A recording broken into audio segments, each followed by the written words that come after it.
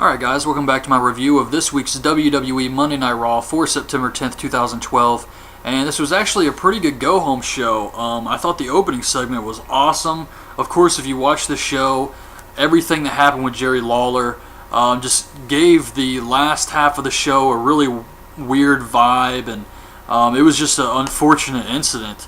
It sounds like he's doing a lot better though, which is great. Hopefully he pulls through this and can come back to announcing and everything, but yeah, I don't really know what happened. They just said he passed out, and Michael Cole was giving updates throughout the show, but they quit doing commentary, and it was just weird to watch the matches with no commentating, and it was just a strange, weird show.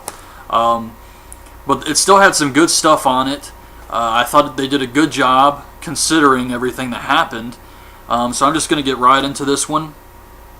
Bret Hart returns to Montreal, and the weird thing about this, the whole Montreal screw job, I've been watching some of these shoot interviews, and they've been doing this on the kayfabe commentaries, where they talk about maybe the screw job was a work, and they actually bring up some really good points.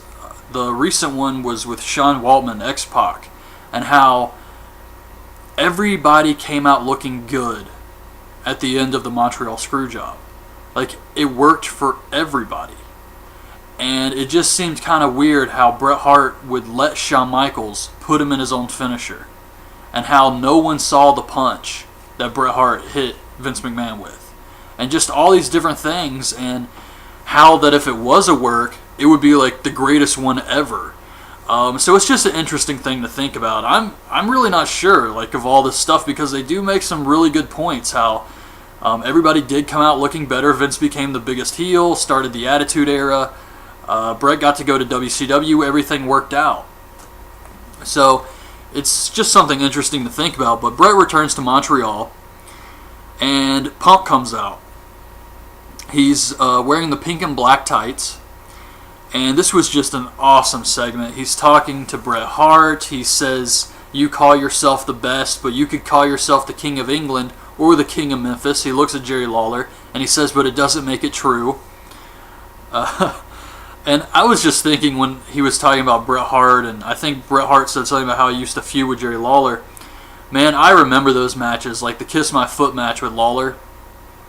When he was feuding with Bret Hart, I hated Jerry Lawler.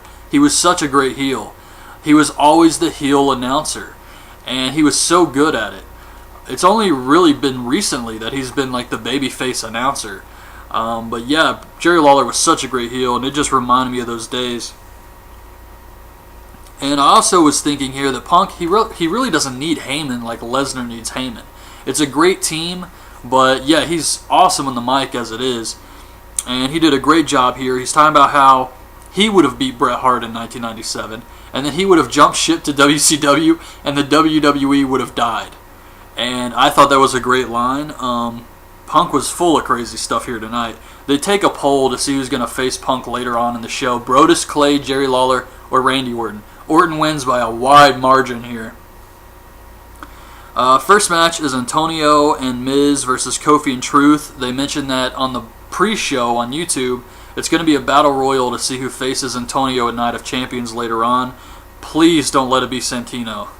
That's all I can say about that. But Kofi pins Antonio after Trouble in Paradise. This was pretty good. We get this comedy segment with Sheamus, Lipschitz, and Otunga and Ricardo, where, how would I even describe this? Otunga is the lawyer for Ricardo, and Sheamus has his lawyer there. And it's really just a bunch of jokes, and they do these funny close-ups of Otunga's face. And Sheamus says, "If your lip shits, what does your arse do?" And that was a good line. And they did have some good jokes here. Afterwards, Sheamus gets upset. He bro kicks the camera. I did like this segment. I enjoyed it. The kicking the camera was a little cartoonish, though, because it was like that fake broken look. And then Sheamus sings. But for the most part, I did enjoy this segment. Way more than I thought I would initially. We get a Divas match. Layla, Kaitlyn, and Eve versus Beth Phoenix, Natalya, and Alicia Fox. I guess Alicia Fox is a heel now. She's evil or something. Eve tags herself in, hits the neck breaker for the win. Backstage, Punk insults AJ. She says she could make him face Sheamus tonight, but this week the fans will choose his opponent. He turns to leave and he sees Brodus Clay. Brodus says, "What's up?" or something, and that was it. So we get CM Punk versus Randy Orton. Punk tries to walk out of the match. Orton attacks him on the ramp, and they actually have a good match here. Eventually, Dolph Ziggler runs out. Punk gets disqualified. Dolph and Punk attack Orton. Lawler jumps in the ring to help him, and Lawler and Orton start beating them up. Goes to commercial. When it comes back, it's been made into a tag match by AJ, and Punk is standing on the apron the entire time. Dolph is working the match with Lawler and Orton, and Punk just looks completely bored. He's just standing there, and eventually Paul Heyman comes out, and they just start talking to each other, and they completely ignore the match. Ziggler loses by RKO, and Punk and Heyman don't even look in their direction, and they're just talking to each other. I couldn't really hear what they were talking about. I heard Punk say something like Montreal sucks, and they just walked to the back.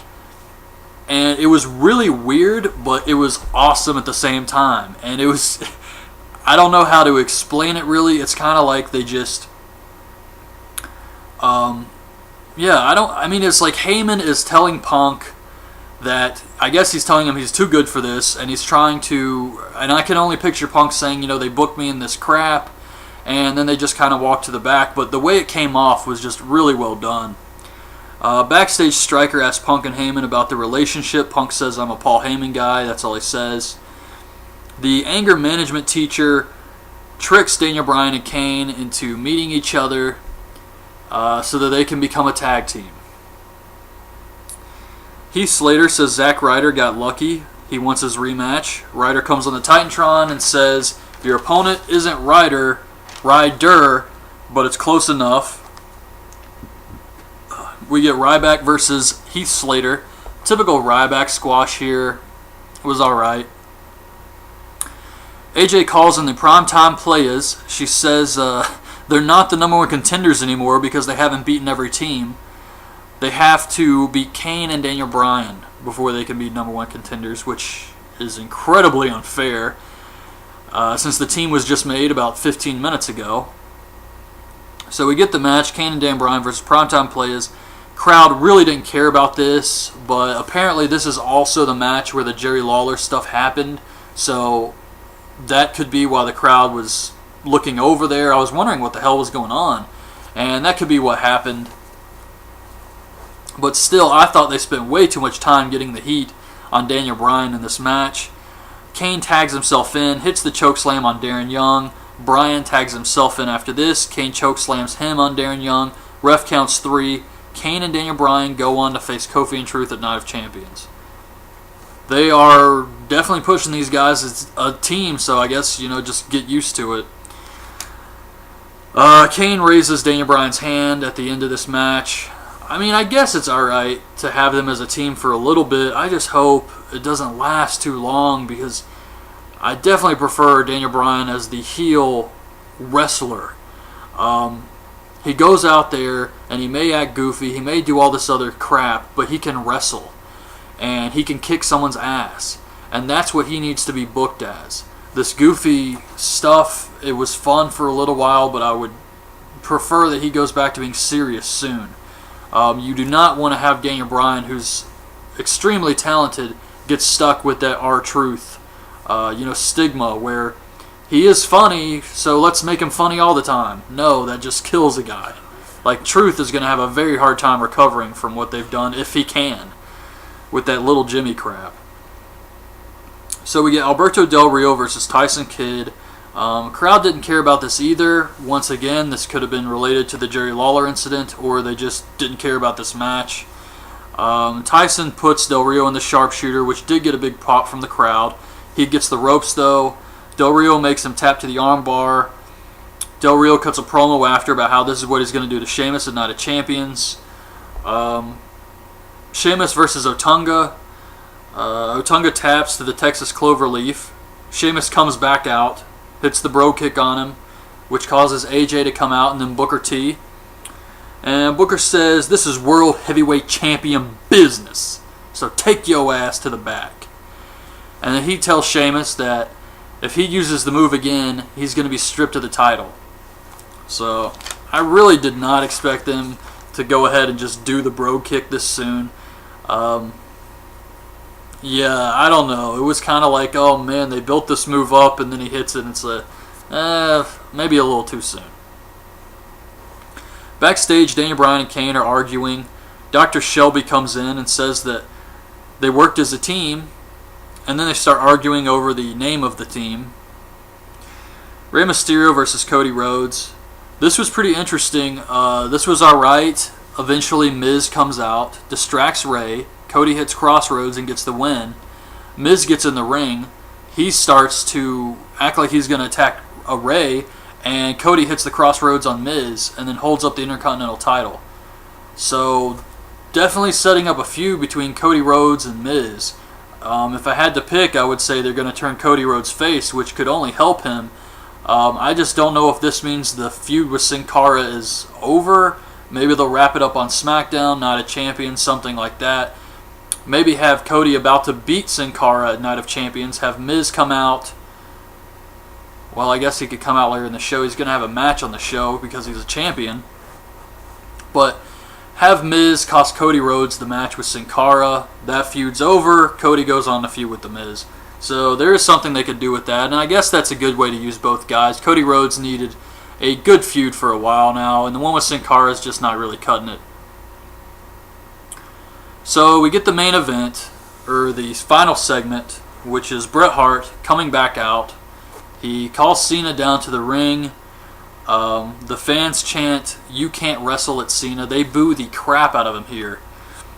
Bret Hart asks how he's going to shut up this phony little punk, which causes CM Punk to come back out. Cena calls him a phony. Punk says Cena's the biggest phony in WWE history. And Punk says that both Bret Hart and Cena have been surpassed, and that Punk is better than Shawn Michaels, Steve Austin, and The Rock. And it was awesome. Everything he said was really good, and it was just such a great way to get heat, just by saying he's better than everyone. Better than Bret Hart in Canada, and better than Michaels, Austin, and The Rock. So, next, after Night of Champions next week, he should start talking about how he's better than The Undertaker and all these names. But Cena says that Punk's talked about change, but he just meant getting himself over, making himself a star. He didn't mean changing anything or bringing anything new to the table, new talent or anything. He just wanted to put himself over. And Cena says that Punk doesn't even know who he is. He uses Randy Savage's move. He changes his tights. He doesn't know anything. He comes up with these different ideals and viewpoints, and then he flip-flops. And it was a good promo by both guys here. Cena calls Punk. He says some stuff in French. Punk says, "You lowered yourself to speaking their language." And Cena calls Punk an ignorant son of a bitch. Says that he's going to kick his ass at Night of Champions. Punk goes to hit Bret Hart, but Cena stops him. And then he backs up. Punk tries it again. Bret Hart blocks the punch and hits CM Punk, and Punk rolls out of the ring.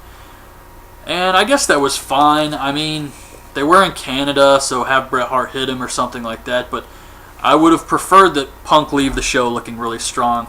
However, I did enjoy the show. Once again, I hope everything works out with Jerry Lawler. From the last updates they gave, it sounded like he is doing much better, so that's great news. And the stuff with CM Punk and Paul Heyman on the show was really good. Heyman didn't even do anything. He just came out there and they just kind of talked. And